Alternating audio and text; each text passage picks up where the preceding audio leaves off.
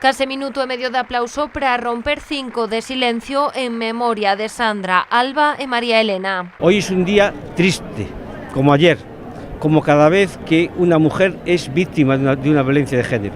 Pero la sociedad en su conjunto tiene que rebelarse contra el negacionismo y contra todo viso de poner en duda o dulcificar lo que es llanamente una crueldad, un terrorismo machista. O delegado do Goberno en Galicia pediu a complicidade da sociedade para loitar na erradicación da violencia machista, sobre todo denunciando as situacións que parezan sospeitosas. Que ahora empiezan a decir vecinos de que esto se veía venir, etcétera. Bueno, pues los vecinos y las vecinas que puedan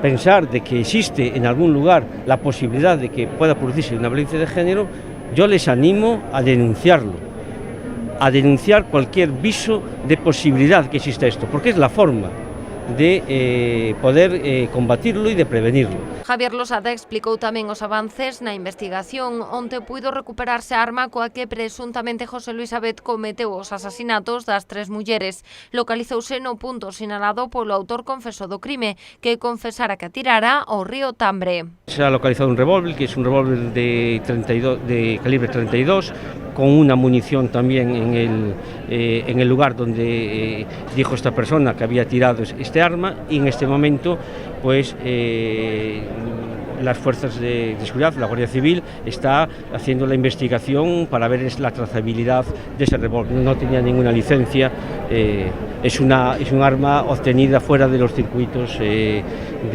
existen en...